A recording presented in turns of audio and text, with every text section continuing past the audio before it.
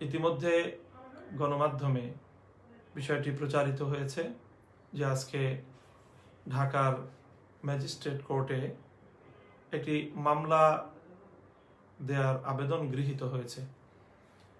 মামলাটি বাংলাদেশের রাষ্ট্রদ্রোহের মামলা এবং এই মামলায়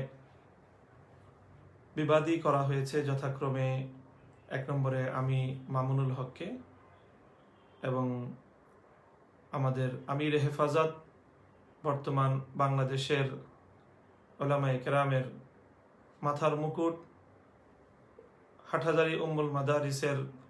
সম্মানিত শেখুল হাদিস আল্লামা জুনায়েদ বাবুনগরী এবং বাংলাদেশ ইসলামী আন্দোলনের সিনিয়র নায়েবে আমির মোহতারাম মাওলানা সৈয়দ মোহাম্মদ ফয়জুল করিম, আমাদের 3 জনকে বিবাদী করে মুক্তিযুদ্ধ মঞ্চ নামে একটি সংগঠনের পক্ষ থেকে এই মামলাটি দায়ের করার চেষ্টা করা হচ্ছে বা মামলাটি দায়ের করা হয়েছে।